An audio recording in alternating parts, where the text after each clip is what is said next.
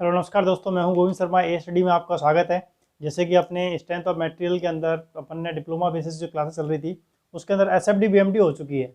आज अपन एक नए चैप्टर की शुरुआत कर रहे हैं, सिंपल स्ट्रेस एंड स्ट्रेन, जो आपके शुरुआत में ही लगता है, लेकिन वो मैंने पहले नहीं करा के पहले एसएफडी बीएमडी कराई थी, क्योंकि एसएफडी बीएमडी जो होता है कि हर एग्जाम में अपना मेन रोल रखती है। एसएफडी बीएमडी थोड़ा डिफरेंट चैप्टर है, तो वो आपको मैंने करा दिया लगभग। तो एसएफडी बीएमडी के जितने भी क्वेश्चन है आप लगभग लगाइए। कोई दिक्कत आ रही है तो अपने टेलीग्राम चैनल स्टूडियो के में आप डाल दीजिए क्वेश्चन को। टेलीग्राम चैनल है जो एएस स्टडी, आप उससे भी जुड़ जाइएगा। तो वहाँ जो भी कोई आपकी नोट्स वगैरह पीडीएफ वगैरह होगी वहाँ पे प्रोवाइड कर दी जाएगी। बाकी आपको मैंने कहीं भी ऐसी ज़रूरत नहीं आने दी है कि आपको पीडीएफ की आवश्यकता पड़े।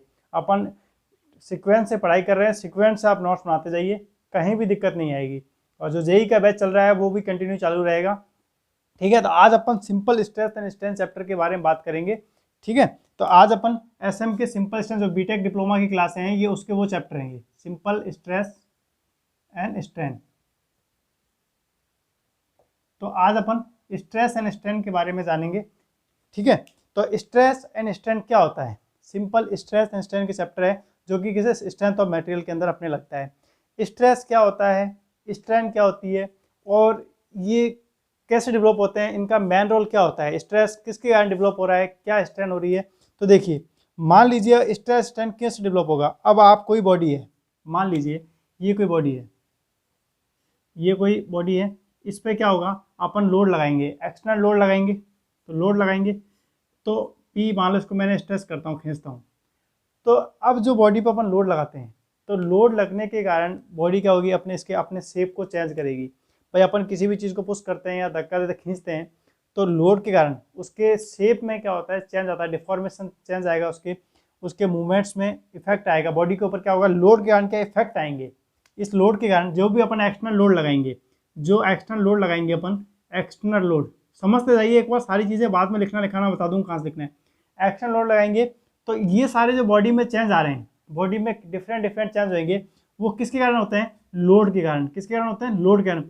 अब देखो अपन चेंज देखते हैं कि लोड के कारण कौन कौन से डिफरेंशियल चेंज हो सकते हैं। मान लीजिए फर्स्ट ऑफ ऑल मैंने क्या करा, लोड को जब किसी बॉडी को खींचा, लोड लगा के भी खींचा, तो इसमें मैंने क्या देखा कि जो मेरी बॉडी है वो स्ट्रेस हो रही है, वो खींच रही है, लंबी हो रही है, अपने शेप में परिवर्तन हो रही है, या ये किसके हैं, लोड के इफेक्ट हैं, लोड के कारण सब कुछ हो रहा है। फिर दूसरा देखिए, मैंने क्या करा, बॉडी को कंप्रेस किया, किसी भी चीज़ को मैंने इसको दबाया, तब भी इसमें चेंज हो रहा है। तो इसको क्या बोला, जब अपन ने किसी वस्तु को खींचा, लंबा हुआ, तो वो अपने कैसे नेचर का हुआ, टेंसाइल नेचर का।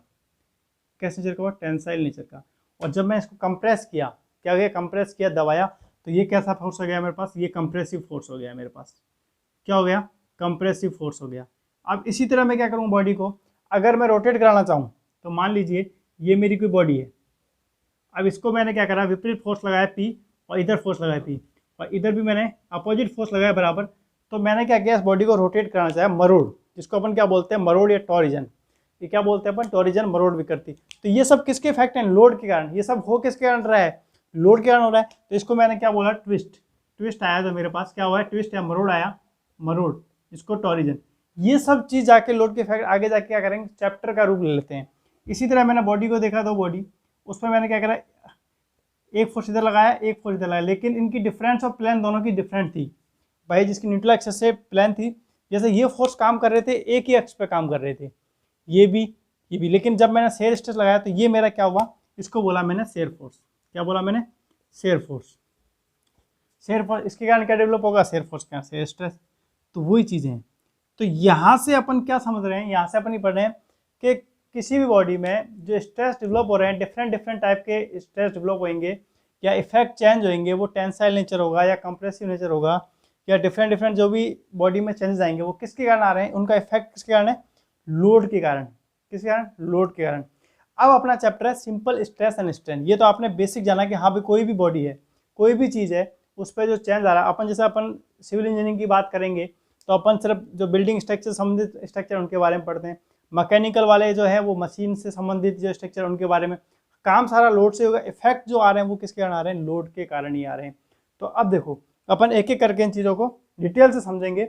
अभी थोड़ा सा बेसिक मैंने आपको सिर्फ एक वो स्ट्रक्चर बता दिया कि अपने को डिफरेंट लोड के क्या इफेक्ट है। ये सब जाके आगे चैप्टर, टॉरिजन एक चैप्टर लग जाएगा आपके, कंप्रेसिव फोर्स, कंप्रेशन मेंबर एक चैप्टर लग जाता है आपके, टेंसाइल स्ट्रेस, हेयर स्ट्रेस हर चैप्टर जो होता है, प्रिंसिपल स्ट्रेस एंड स्ट्रेन। अब बात करते हैं अपन सिंपल सी स्ट्रेस एंड स्ट्रेन के बारे में, स्ट्रेस और स्ट्रेन के बारे में, जो आपसे क्वेश्चन पूछे जाते हैं यहाँ से। स्ट्रेस से आपके क्वेश्चन बहुत पूछे जाते हैं, क्योंकि जो राजस्थान बीटीआर है, राजस्थान बीटीआर में अब क्या रहा है कि 30% तो आपके क्या आता है, ऑब्जेक्टिव आता है, 40% आपके सब्जेक्टिव पोर्शन आता है। तो आपको विशेष का ध्यान रखना है साथ में, जो बीटीआर के स्टूडेंट है, राजस्थान बीटीआर, अदर स्टेट की बात नहीं कर रहा हूँ मैं, राजस्थान बीटीआर की स्टूडेंट बात नहीं कर रहा हूँ, उसमें क्या हुआ है, रेशियो चेंज हो गया डिप्लोमा के अंदर, कि भाई 30% तो उसका ऑब्जेक्टिव आता है और 40% उसका सब्जेक्टिव आता है, सब्जेक्टिव पोर्शन आता है। हालांकि पास होने के लिए दोनों में मिला के 23 नंबर लाने होते हैं उसे, तो बीटीआर में पास होना बहुत ईजी हो गया है। अगर आप ध्यान से थोड़ा बहुत ही पढ़ लेते हो तो इजीली आपको मार्क्स लाने में कोई दिक्कत नहीं है। 30 नंबर के ऑब्जेक्टिव है, जिसमें से आप और नेगेटिव मार्किंग होती नहीं है 30 के, तो क्या अगर थोड़ा बहुत पढ़ के जाओगे तो 30 में से 10 से 15 क्वेश्चन तो आपको ईजिली आएंगे, 10 से 15 क्वेश्चन तो आपको ईजिली आएंगे। मान लो 15 क्वेश्चन आ गए तो 15 नंबर तो आपके वैसे ही आ रहे हैं पढ़ के, और 15 में से तुक्के मारोगे तो 5 या 6 तो लग ही जाएंगे, 5 तो लग ही जाएंगे, तो 20 नंबर ये आ गए। 40 में से आपको सिर्फ कितने नंबर लाने होंगे, मात्र 3 नंबर, तो वो इजीली आप ला सकते हो। तो अब मैं नहीं समझता कि बीटीआर के अंदर आपको पास होना कोई टफ मैटर है। अगर आप थोड़ा बहुत भी ध्यान से पढ़ लेते हो, ज़्यादा नहीं तो 50% सिलेबस को भी आप अच्छी तरह करके जाते हो, तो आप इजीली पास हो जा सकते हो। तो बस जो चैप्टर कराए जा रहे हैं उनको आप आराम से कर लीजिए। बाकी स्टेट में जैसा चल रहा है, आपके सब्जेक्टिव पोर्शन है, सब्जेक्टिव पोर्शन पढ़िए, ऑब्जेक्टिव पोर्शन है तो ऑब्जेक्टिव पोर्शन पढ़िए। और मैं जो, अगर आपका जो ऑब्जेक्टिव पोर्शन लगता है वो जेई के बैच में ऑब्जेक्टिव एमसीक्यू करा रहा हूँ मैं, वहाँ जाके आप उनको कर लीजिए। अब बात करता हूँ मैं स्ट्रेस की। जो स्ट्रेस क्या होता है, स्ट्रेस क्या होता है, स्ट्रेस की अब आप इसके लिए हेडिंग डाल लेना भले स्ट्रेस, लेकिन पहले समझ लो स्ट्रेस क्या होता है। मान लीजिए देखो कोई भी बॉडी है, ये चीज है, ये सेक्शन है, इसको मैंने पी फोर्स से खींचना स्टार्ट किया, पी फोर्स से स्टार्ट किया। अब देखो आप पी फोर्स से जाने के पहले पी फोर्स से खींचना स्टार्ट किया, तो अब ये जब तक ये वस्तु, अब जब मैं इसको, इस बॉडी को इधर खींच रहा हूँ इसको, तो इस पर जब तक क्या होगा, एक इंटरनल रेजिस्टेंस, ये अपनी अवस्था में बनी रहना चाहती है। भाई कोई भी बॉडी है, अपन किसी को पुश करते हैं, आप पुश करते हैं तो वो अपनी अवस्था को बनाए रखना चाहता है, किसके, इक्विलिब्रियम कंडीशन के अकॉर्डिंग, वो अपने शेप को चेंज नहीं करना चाहता। तो आप एक फोर्स लगाते जा रहे हो, भाई एक समय तक ऐसा आएगा कि अंदर क्या है, अपनी वस्तु इसको बनाए रखने के लिए, अपने शेप को बनाए रखने के लिए इसके अंदर एक रेजिस्टेंस फोर्स उत्पन्न होगा, resistance force, resistance force, resistance force उत्पन्न होगा, रेजिस्टेंस फोर्स क्या होगा, रेजिस्टेंस फोर्स। क्यों, ये अपनी शेप को बनाए रखना चाहता है, और लेकिन अपन इसके स्ट्रेस लगा के, लोड लगा के इसके शेप को चेंज करना चाह रहे हैं। अब ये अपने शेप को बनाए रखने के लिए क्या करता है, रेजिस्टेंस फोर्स लगाता है कि भाई मैं अपने से जब तक, और ये रेजिस्टेंस फोर्स का मान क्या होता है, इस पी के इक्वल होता है, इस पी के हमेशा इक्वल ही होता है। और ये इंटरनल रेजिस्टेंस फोर्स होता है, इसको बोलते हैं इंटरनल, क्योंकि ये बाहर से नहीं दिखता, इंटरनल रेजिस्टेंस फोर्स बोलते हैं इसको। कैसे, सिंपल सी भाषा में समझिए, देखिए आप खड़े हो, आपको कोई छोटा बालक धक्का देता है, तो क्या आप उस धक्के से गिर जाओगे, नहीं, क्यों, क्योंकि उसने धक्का दिया, लेकिन आपकी बॉडी के अंदर इतना इंटरनल रेजिस्टेंस फोर्स था, आपने खड़े खड़े इतना इंटरनल रेजिस्टेंस लगा दिया कि वो आपको सरका भी नहीं सका। लेकिन वहीं आपके कोई बराबर का लड़का आपको पुश करता है, तो आप भी उसको फिर भी, लेकिन आपको थोड़ा सा ज़्यादा बल लगाना पड़ता है, लेकिन वो इंटरनल रेजिस्टेंस लग रहा है, ना कि आप उसे बाहर लगा रहे हो।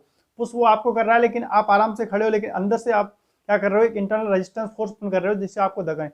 लेकिन वहीं आपसे एक अधिक बल का लड़का, जिसके अधिक ताकत है, वो आपको पुश करता है, तो आप पहले तो रोकने की कोशिश, लेकिन जब आपका फोर्स फेल हो जाता है, जब आप उसके रेजिस्टेंस को, आप उसके फोर्स को नहीं रोक पाते हो, तो आप वहाँ पे फेल कर जाते हो, और वहाँ आप फ्लो डाउन कर जाते हो, गिर जाते हो। तो वही कंडीशन बॉडी के साथ है, जब तक आप फोर्स लगा रहे हो, तो इसमें क्या हुआ कि जब तक आप रेजिस्टेंस फोर्स लगा रहे हो, इक्वल माना जाता है, जब इक्वल रेजिस्टेंस, जब इस फोर्स का मान ज़्यादा हो जाता है, तो वहाँ से बॉडी क्या होती है, ब्रेक हो जाती है, टूट जाती है, यहाँ से फिर ये ब्रेक हो जाएगी। तो फिर स्ट्रेस बराबर मेरा क्या हुआ, स्ट्रेस बराबर फॉर्मूला क्या हुआ, स्ट्रेस हुआ, इसको हम सिग्मा से डिनोट करते हैं, क्या करते हैं, सिग्मा से, इंटरनल रेजिस्टिंग फोर्स।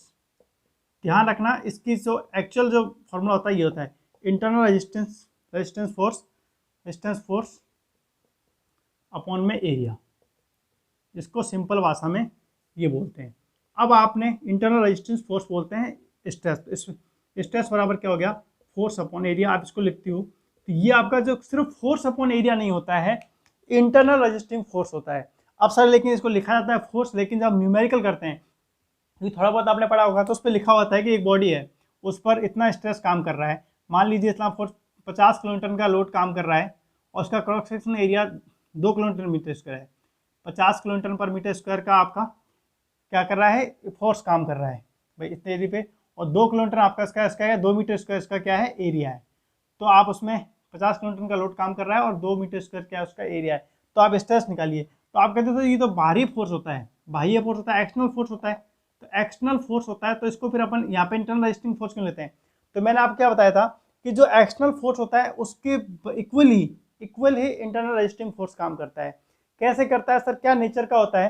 तो उसके लिए अपने क्या करना पड़ेगा, इसकी इंटरनल स्टडी करनी पड़ेगी कि वास्तव में ये इंटरनल रेजिस्टिंग बराबर इक्वल कैसे होता है। तो देखिए, जब मान लीजिए ये तो आप इस चीज़ को उतार लेना भली, मैं लिखा दूंगा डेफिनेशन, लिखो तो मत लिखो, आप लिख लो स्ट्रेस बराबर इंटरनल रेजिस्टिंग फोर्स, तो स्ट्रेस बराबर इंटरनल रेजिस्टेंस फोर्स अपॉन में area, sigma force upon area, इसकी यूनिट होती है न्यूटन पर mm स्क्वायर या किलोमीटर पर मीटर स्क्वायर, क्योंकि फोर्स हमेशा किलोमीटर न्यूटन में होता है और एरिया mm स्क्वायर में या मीटर स्क्वायर में होता है।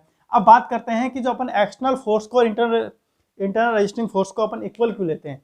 तो देखिए, तो इसके बारे में अपन चर्चा कर लेते हैं, यहाँ तक इसको उतार लेना। तो ये आपका स्ट्रेस फोर्स अपॉन एरिया होता है, ये किसी भी नेचर का होता है, कंप्रेसिव नेचर, टेंसाइल नेचर का, वो अपन बाद में बात करेंगे। तो मान लीजिए मैंने ये बॉडी ली, अब इसकी मैंने इंटरनल स्टडी करने के लिए, इसके लिए मेरे को क्या करना पड़ेगा, क्रॉस सेक्शन मेथड यूज करना पड़ेगा। मैंने इस बॉडी को ब्रेक कर लिया, यहाँ से इसे क्रॉस सेक्शन ले लिया, तो मैंने इस बॉडी को दो भागों में तोड़ लिया, एक पोर्शन ये, एक पोर्शन ये काट के ले लिया मैंने, ठीक है, ये पोर्शन निकले। अब मेरा फोर्स इस पर कहाँ काम कर रहा है, पी फोर्स काम कर रहा है। अब ये जैसे ही इस फोर्स को यहाँ पे फोर्स कर रहा है तो इसको तोड़ने का प्रयास कर, लेकिन ये इसको अपनी बॉडी में बनाए रखने के लिए क्या करेगा, इधर से एक और रेजिस्टेंस फोर्स लगाएगा, रेजिस्टेंस फोर्स लगाएगा। तो वो इक्वल कंडीशन क्या होती है, v बराबर 0, मोमेंट बराबर 0, हॉरिजेंटल बराबर 0। ये आपने इक्विलिब्रियम कंडीशन मैकेनिक्स में फर्स्ट ईयर में पढ़ी हुई होगी। तो समेशन v बराबर 0 के इक्वल से होगा, तो यहाँ पर जितना फोर्स लग रहा है ये कब तक बनाए रखेगा, जब तक ये लोड एक दूसरे के इसके इक्वल हो जाएगा। जितना फोर्स यहाँ काम कर रहा है उतना ही फोर्स यहाँ काम करेगा। तो ये चीज़ क्या होगी, तो ये इसको इंटरनल रेजिस्टिंग फोर्स करेगी, जितने ये इस कंडीशन को यहाँ बनाए रखने के लिए। जब इस फोर्स का मान ज़्यादा हो जाएगा, जब वर्स ब्रेक हो जाएगी, टूट जाएगी। तो इसलिए इंटरनल रेजिस्टेंस फोर्स का मान जो होता है, जो एक्सटर्नल फोर्स के इक्वल होता है, एफ बराबर जो होता है पी के बराबर होता है। इसको मैंने एफ मान लिया और ये मेरा पी हो गया। मान लो एक्सटर्नल फोर्स मेरा पी है, इंटरनल फोर्स मेरा एफ है, तो एफ बराबर पी होता है, तो इसलिए अपन इसको क्या लिख देते हैं, फोर्स अपॉन में एरिया। जबकि फोर्स डेफिनेशन क्या होती है, ये एक इसको पढ़ने में क्या आएगा, ये इंटरनल रेजिस्टिंग फोर्स, ना कि सिर्फ फोर्स, ध्यान रखना, ना कि फोर्स होगा। स्ट्रेस मैक्सिमम किताबों में या मैक्सिमम आप जगह पढ़ते हो तो आप इसको सिर्फ बोल देते, स्ट्रेस बराबर होता है फोर्स अपॉन एरिया। और आप न्यूमेरिकल पोर्शन में भी वही लिखते हो, फोर्स लिखते हो, बाहरी फोर्स दे रखा होता है, न्यूमेरिकल पोर्शन करते हो, आप लिखते हो किसी वस्तु पे कोई भी बॉडी है उस पर, या कोई बार है या डिफरेंट बार है, क्योंकि अपन तो अधिकतर बार के बारे में बात करेंगे, रिइंफोर्समेंट के बारे में बात करेंगे। कोई बार है उस पर 40 किलोमीटर का फोर्स लोड काम कर रहा है, इतने एरिया पर काम कर रहा है, तो स्ट्रेस का मान लिखिए। अपन क्या करते हैं, सीधे फोर्स अपॉन एरिया। लेकिन वो फोर्स जो होता है वो एक्सटर्नल फोर्स नहीं होता है, वो इंटरनल रेजिस्टिंग फोर्स होता है, क्योंकि वो उसके इक्वल होता है, इसलिए अपन उसको लिया जाता है इंटरनल रेजिस्टिंग फोर्स। तो क्लियर ये बात, स्ट्रेस में कोई दिक्कत नहीं आएगी। स्ट्रेस क्या होता है, इंटरनल रेजिस्टिंग फोर्स अपॉन में एरिया। जब किसी बॉडी पर अपन बाह्य लोड लगाते हैं तो वो क्या करता है, अपने शेप में, अपनी शेप को बनाए रखना चाहती है, अपने शेप को खोना नहीं चाहती, इसलिए वो क्या करती है, उस शेप को रोकने के लिए, उस लोड को रोकने इंटरनल रेजिस्टेंस उत्पन्न करती है। क्या करती है, इंटरनल प्रतिरोध, मतलब एक्सटर्नल इंटरनल प्रतिरोध उत्पन्न करती है, भाई मैं शेप से नहीं हटना चाहती। तो इंटरनल रेजिस्टिंग फोर्स को ही अपन क्या कहते हैं, और वो किस एरिया पे काम करती है, इंटरनल रेजिस्टिंग फोर्स किस एरिया पे काम करता है, तो उसको बोलते हैं सिग्मा स्ट्रेस बराबर, तो एफ अपॉन में ए, इंटरनल रेजिस्टिंग फोर्स अपॉन में एरिया। आई होप कि स्ट्रेस में आपको कहीं भी दिक्कत नहीं आएगी कभी भी। अब क्या अपन एफ अपॉन ए क्यों लेते हैं और इसका डेफिनेशन क्या होता है, एरिया क्या होता है, ठीक है। अब बात करते हैं, अब ये स्ट्रेस के टाइप बात कर लेते हैं कि नेचर कैसे हो जाता है इसका। तो देखिए, अपन बात करते हैं नॉर्मल स्ट्रेस, लॉन्गिट्यूडनल स्ट्रेस क्या होता है। देखो कहाँ पे स्ट्रेस मैक्सिमम होता है, आपको इतना डीपली नहीं जाना है। आईएएस गेट के एग्जाम में जाके आप उसको नॉर्मल स्ट्रेस पढ़ोगे, आपके सिंपल सिलेबस में सीधा दे रखा है टेंसाइल स्ट्रेस, कंप्रेसिव स्ट्रेस और शेयर स्ट्रेस। लेकिन मैं आपको थोड़ा सा बता देता हूँ, ये सब क्या होता है, नॉर्मल स्ट्रेस फिर लॉन्गिट्यूडनल स्ट्रेस के टाइप होते हैं। इसमें नॉर्मल स्ट्रेस क्या होता है समझ लीजिए, आपके सिलेबस बॉडी स्ट्रेस है, जब मैं इसमें मैक्सिमम स्ट्रेस कर लूँगा, जो मैक्सिमम एरिया होगा किसी भी बॉडी का क्रॉस सेक्शन एरिया कहाँ पर मिनिमम स्ट्रेस फैलन होगा, कोई भी बॉडी स्ट्रेस मिनिमम स्ट्रेस पे फैल होगी, फोर्स अपॉन में एरिया। समझना मेरी बात को, रेजिस्टिंग फोर्स अपॉन में एरिया, ये इंटरनल फोर्स एरिया है। तो जैसे जैसे अगर आप एरिया बढ़ाते जाओगे तो स्ट्रेस का मान कम हो जाएगा, क्लियर बात है। और जितना एरिया कम होता जाएगा स्ट्रेस का मान बढ़ता जाएगा। तो ये मेरे बॉडी है, देखो, तो मैं इस बॉडी का क्रॉस सेक्शन लेता हूँ, तो सबसे कम क्रॉस सेक्शन एरिया कहाँ से आएगा? देखो, मैं इसको बॉडी को मान लो रेक्टेंगुलर बॉडी है, इसको ये ऐसे दिख रही है, मैं इसको सामने से क्रॉस सेक्शन काट लेता हूँ, एक क्रॉस सेक्शन ये हो गया, ठीक है। तो ये आपने क्रॉस सेक्शन कैसे काटा है? सब सीधा काटा है, तो ये आपको एरिया क्रॉस सेक्शन वाला मिल रहा है। लेकिन मैं यहीं इस बॉडी को इंटरनल 45 डिग्री काट लेता हूँ, तो देखो इसका एरिया सरफेस कितनी मिल रही है आपको? ये मिल रही है। तो मान लीजिए आपका ये चीज़ मिल रही है, देखो, एक आपका एरिया की फोर्स ये मिल रही है और एक ये मिल रही है। तो मैक्सिमम एरिया किस में मिल रहा है आपको? इसमें मिल रहा है। तो मैक्सिमम एरिया, तो मिनिमम से स्ट्रेस किस पे होगा? 45 डिग्री पे होगा, और 90 डिग्री पे आपको जो मिल जाएगा, क्या मिल जाएगा? एरिया कम हो जाएगा, तो मैक्सिमम स्ट्रेस मिल जाएगा 90 डिग्री, तो 45 डिग्री मिनिमम मिल जाएगा। तो ये चीज़ आपने समझ के थोड़ी कम है, लेकिन अब ये जो स्ट्रेस काम करता है इस स्ट्रेस पे, इस परपेंडिकुलर स्ट्रेस पे जो आप काट रहे हो, इसके अलाउंग ये थीटा डिग्री से झुका हुआ है, मान लीजिए ये प्लान कितना है? थीटा डिग्री से, और इसके परपेंडिकुलर जो अपन स्ट्रेस नापते हैं, इसके परपेंडिकुलर जो अपन स्ट्रेस निकालते हैं, इसको बोलते हैं नॉर्मल स्ट्रेस। क्या बोलते हैं? Normal stress.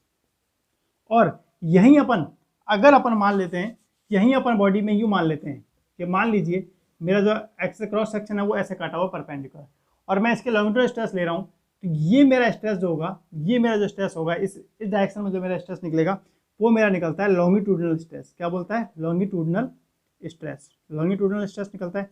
और ये आगे जाके दो प्रकार का होता है। क्यों? क्योंकि देखो, ये कंप्रेसिव नेचर का भी हो सकता है, क्योंकि लोड के एक तो डायरेक्शन ले रहे हैं, ये तो लग रहा है। तो ये मेरा आगे जाके दो प्रकार का हो सकता है। कौन कौन सा? एक होता है टेंसाइल नेचर का, टेंसाइल स्ट्रेस, और दूसरा होता है कंप्रेसिव स्ट्रेस। आपके सीधे सिलेबस में ये दे रखा होता है, टेंसाइल स्ट्रेस, कंप्रेसिव स्ट्रेस, और तीसरा आपके सिलेबस में दे रखा है shear stress, only for shear stress, ठीक है। तो अपने को मेनली डीपली जो पढ़ने हैं टेंसाइल स्ट्रेस, कंप्रेसिव स्ट्रेस और शेयर स्ट्रेस, ठीक है। आपको सिलेबस में ये पढ़ने, लेकिन आपसे पूछा जाए नॉर्मल स्ट्रेस क्या होता है, लॉन्गिट्यूड, जो टेंसाइल स्ट्रेस है, कंप्रेसिव स्ट्रेस किसके टाइप है? लॉन्गिट्यूडनल स्ट्रेस के टाइप है, ठीक है। तो ये चीज़ आपके क्लियर हो गई है। अब बात करता हूँ अपन लॉन्गिट्यूडनल स्ट्रेस की, नॉर्मल किसकी? टेंसाइल स्ट्रेस की, ठीक है। जो अपने दे रखे हैं टाइप्स ऑफ स्ट्रेस में, नॉर्मल स्ट्रेस हो गया, आप उतारते जाना। अब आप अपने लिखते जाना टेंसाइल स्ट्रेस। देखिए, अब कोई वस्तु है, ये कोई बार है, छड़ मान लीजिए n लंबाई की, इसको मैंने पी लोड से स्ट्रेस किया, तो ये मेरी क्या हो रही है? खिंच रही है। इसकी लंबाई में परिवर्तन हो रहा है, लंबाई में बढ़ोतरी हो रही है, उसको मैंने क्या कर दिया? टेंसाइल स्ट्रेस कर दिया। कैसा? जैसे इंटरनल रेजिस्टिंग फोर्स हो रहा था, हर नेचर पे या हर पॉइंट पे इसकी टेंसाइल स्ट्रेस होगा, बिल्कुल होगा। देखो, मैं क्या करता हूँ, इसका एक क्रॉस सेक्शन काट लेता हूँ, इसके मैं दो क्रॉस सेक्शन काट लिए, ठीक है। ये मैंने एक पे यहाँ पी फोर्स काम कर रहा है, एक पे यहाँ पी फोर्स काम कर रहा है। अब मैंने क्या करा कि यहाँ देखा, जब इस बॉडी पे देखा तो मैंने देखा कि जब इस बॉडी को इधर बनाए रखने का प्रयास करेगी तो इधर इसके रेजिस्टेंस फोर्स कहाँ उत्पन्न होंगे? इस तरफ लगेंगे। क्या लगेंगे? तो ये फोर्स लग रहा है इंटरनल रेजिस्टिंग फोर्स, और इस बॉडी पर भी ये क्या करेगा? इंटरनल रेजिस्टिंग फोर्स करेगा। तो देखिए, इसका भी टेंसाइल नेचर है, ये भी टेंसाइल नेचर है। तो मतलब अपन इस बॉडी में कहीं भी क्रॉस सेक्शन भी काट रहे हैं तो वो भी किस नेचर का है? टेंसाइल नेचर का ही है। तो मतलब मैंने इसके एक और क्रॉस सेक्शन काट दूंगा, अगर मैं इसके एक और ट्रैक ब्रेक कर दूंगा इसको, तब भी वहाँ पे मेरे को बॉडी में टेंसाइल नेचर ही होगा, टेंसाइल नेचर ही दिखेगा। तो मतलब टेंसाइल स्ट्रेस क्या है? जब बॉडी में दोनों तरफ बाहर की तरफ लोड लग रहे हैं तो उसको हमेशा वो क्या बोलते हैं? Tensile stress. क्या बोलते हैं? ये आपने किस प्रकार की है? टेंसाइल नेचर की है। और टेंसाइल स्ट्रेस क्या होता है? वही फॉर्मूला तो वही रहेगा सेम, टेंसाइल फोर्स अपॉन में एरिया, ठीक है। और ये हमेशा अपन इसको क्या लेके चलते हैं? पॉजिटिव लेके चलते हैं। तो आपको ये डायग्राम बना देना वहाँ पे, तो बस अपने आप ही एग्जामिनर समझ जाएगा। और इंटरनल रेजिस्टिंग फोर्स अगर आप ये चीज़ लिखते हो तो बहुत अच्छा इफेक्ट पड़ता है। सीधे फोर्स अपॉन एरिया लिखने के बजाय आप ये लिखते हो इंटरनल रेजिस्टिंग फोर्स। अब रेजिस्टिंग फोर्स क्या? ये तो खाली आप स्ट्रेस बता रहे थे, अब अपन क्या बता रहे हैं? Tensile stress. तो tensile force, internal resisting tensile force upon में एरिया। तो ये देखो, बहुत अच्छा आपका एक नंबर कटने के चांस कहीं भी नहीं रहते हैं। मतलब एग्जामिनर नंबर चाहकर भी नहीं काट सकता है आपके, क्योंकि आपने उसको इतनी सी चीज़ में आपने टेंसाइल स्ट्रेस को इतना अच्छी तरह समझा दिया है कि आपको ना तो किसी बुक की डेफिनेशन की आवश्यकता है, ना कोई बात कहीं भी कुछ भी देखने जरूरत नहीं है। आपने स्ट्रेस बताया क्या? इंटरनल रेजिस्टिंग फोर्स अपॉन में एरिया। रेजिस्टिंग फोर्स कैसा हो रहा है यहाँ पर डेवलप होते हुए देख रहे हो आप, वो किसके होता है? एक्सटर्नल फोर्स के बराबर इक्वल होता है। अब आपने जब इक्वली आपने टेंसाइल स्ट्रेस को बताया, तो टेंसाइल स्ट्रेस आपका क्या हो गया, तो फोर्स अपॉन में ये तो टेंसाइल नेचर का हो गया। तो आपने इसको ब्रेक करके भी दिखा दिया कि मैं इसको क्रॉस सेक्शन काट के भी दिखा देता हूँ। इसके क्रॉस सेक्शन काट के भी आपने दिखा दिया, इसको एक्स एक्स आपने क्रॉस सेक्शन काटा, तो वहाँ से आपने देखा कि ये भी टेंसाइल नेचर की दो पार्ट में, ये भी टेंसाइल नेचर का हो रहा है, ये भी टेंसाइल नेचर का हो रहा है। तो टेंसाइल स्ट्रेस बराबर क्या हो गया, internal resisting tensile force upon में एरिया। अब बात करता हूँ मैं कंप्रेसिव स्ट्रेस की, ठीक है। इसी तरह मैं आपको बात करता हूँ कंप्रेसिव स्ट्रेस की। चलिए बस नोट्स बनाते जाइए, आपको कहीं भी जरूरत नहीं पड़ेगी। आप सोच रहे हो कि ऑब्जेक्टिव क्वेश्चन में दिक्कत नहीं आएगी, कि ऑब्जेक्टिव क्वेश्चन भी यहीं से आते हैं, ऑब्जेक्टिव क्वेश्चन कहीं और से नहीं आएंगे। आप साथ साथ में पढ़ते जाइए, साथ साथ में आपका ऑब्जेक्टिव पोर्शन भी क्लियर हो जाएगा। Compressive stress, compressive stress, compressive stress. अब बात करते हैं कंप्रेसिव की, तो वही बॉडी ली जाएगी, कोई भी स्ट्रक्चर बाहर ले लिया। अब उस पर क्या करेंगे अपन, इंटरनल रेजिस्टिंग फोर्स लगाएंगे, इस वस्तु क्या करेंगे, कंप्रेस करेंगे। क्या करेंगे, कंप्रेस करेंगे। तो कंप्रेस करेंगे तो देखा हमने कंप्रेसिव फोर्स बन रहा है, मतलब इसकी चीज़ें परिवर्तन होगी। अब इसको मैंने देखा क्रॉस सेक्शन काट के देखता हूँ, तो सब जगह ये चीज़ मिल रही है कि मुझे, तो मैंने इस बॉडी को दो पार्ट में तोड़ दिया।